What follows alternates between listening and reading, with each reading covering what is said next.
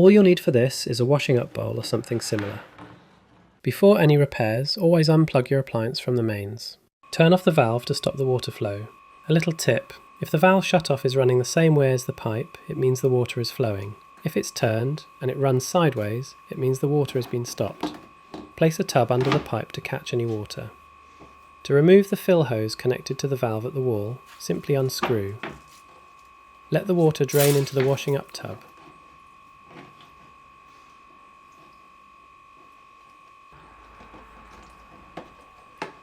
And remove the hose that's attached to the water inlet valve.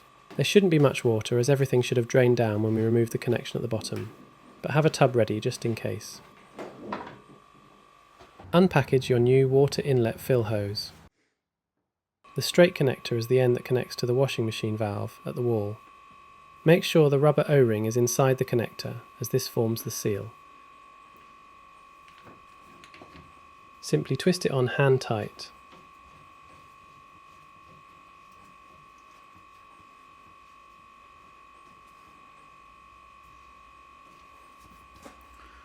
The 90-degree end is the one that connects to your washing machine. Again, make sure that the rubber O-ring is inside the connector.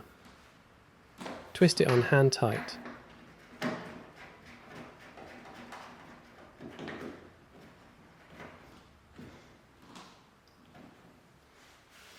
Turn the valve so it's running in the same direction as the pipe.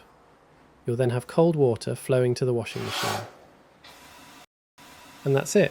Your new water inlet fill hose is all set to go.